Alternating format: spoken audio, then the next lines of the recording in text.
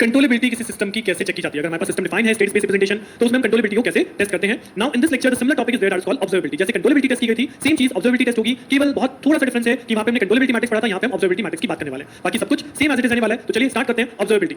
So observability the same test जो कि हमने लास्ट टाइम भी देखा था लास्ट लेक्चर के अंदर, that is called Kalman's test to test the observability of the system कि सिस्टम ऑब्जर्वेबल है या नहीं है। कौन सा सिस्टम जो कि हमारा स्टेट इक्वेशन से क्लासिफाई होता है, that is x dot is equal to ax plus bu and y is equal to cx। So यहां पे लिखा गया है the system is observable if and only if the rank of the observability matrix is equal to the size of the matrix A। यानी कि बिल्कुल ditto same to same चीज है। हमने कंट्रोलेबिलिटी में देखा था कि सिस्टम कंट्रोलेबल होगा जब कंट्रोलेबिलिटी मैट्रिक्स की रैंक जो है वो इक्वल होगी साइज ऑफ मैट्रिक्स A के। सेम ऑब्जर्वेबल होगा जब ऑब्जर्वेबिलिटी मैट्रिक्स की रैंक जो है वो इक्वल होगी size of the matrix A। Now what is observability matrix? तो यहां पे ये है आपकी ऑब्जर्वेबिलिटी मैट्रिक्स जो आपको कैलकुलेट करनी है। The first column says C transpose, then A matrix transpose into C transpose, then A matrix transpose square into C transpose and so on. और ये चीज सेम डिपेंड करती है the size of matrix A। अगर matrix A का size 2/2 है तो आपका Q नॉट भी केवल 2 कॉलम के लिए कैलकुलेट होगा। अगर आपका मैट्रिक्स A का साइज 3/3 है तो यहां पे आपके 3 कॉलम कैलकुलेट करेंगे, जैसे कि हमने कंट्रोलेबिलिटी में भी किया था, राइट। तो चलिए वही सेम क्वेश्चन जो हमने लास्ट लेक्चर में भी किया था, that is the same problem. You have given the system with this state space representation, all the equations are given and we have to test controllability and observability. तो controllability के लिए controllability matrix last lecture में calculate कर चुके हैं। Now for observability what we have to calculate Q not. तो Q not कैसे आएगा? This is C transpose and then A transpose into C transpose, because यहां पे A मैट्रिक्स का साइज कितना है? This is the A matrix और इसका साइज है 2/2। सो मैं यहां पे केवल 2 ही कॉलम कैलकुलेट करने वाला हूं, राइट। सो C ट्रांसपोज, तो यहां पे C गिवन है, this is the matrix C, तो C गिवन है 0 1, तो C ट्रांसपोज हो जाएगा, इसको हमने ट्रांसपोज कर दिया 0 1 एंड देन नेक्स्ट हमें चाहिए A transpose multiply by C transpose. तो ये हमारा C ट्रांसपोज है, ऐसे A ट्रांसपोज कर लीजिए। तो अगर आप A ट्रांसपोज करेंगे तो A ट्रांसपोज यहां पे हो जाएगा -0.5, देन ये जो 0 है ये कॉलम वाइज हो जाएगा, देन सेकंड रो से 0 -2 तो इट इज 0 and -2। तो अल्टीमेटली कोई डिफरेंस यहां पे नहीं पड़ रहा ट्रांसपोज करने के बाद भी। वो इस क्वेश्चन की प्रॉब्लम है, ऐसा नहीं होता कि ट्रांसपोज करने के बाद कोई डिफरेंस ना हो, right. So now A transpose into C transpose हम मल्टीप्लाई करेंगे तो -0.5 into 0 that is 0 0 into 1 so that is 0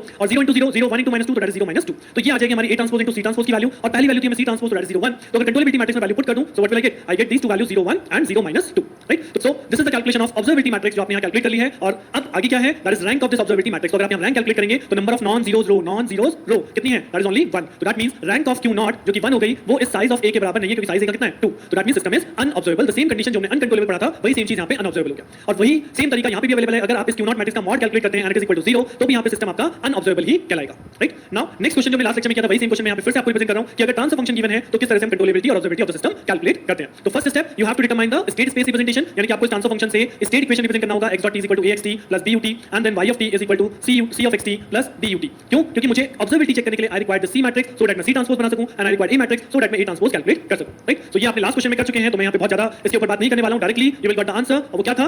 this one, right. सो जब आप इसे रिप्रेजेंट कर लेंगे this is the A matrix, this is the B matrix and this is your C matrix. अब A matrix का साइज कितना है? 3/3। तो यहां पे ऑब्जर्वेबिलिटी मैट्रिक्स में भी कितने कॉलम कैलकुलेट करेंगे? जी हां 3 कॉलम कैलकुलेट करूंगा। C transpose then A transpose into C transpose and then A transpose square into C transpose, right. So यहां पे ऑब्जर्वेबिलिटी मैट्रिक्स की वैल्यू होगी C transpose A transpose C transpose A transpose C transpose. अब आपके पास C है तो मैंने यहां पे C ट्रांसपोज लिख लिया।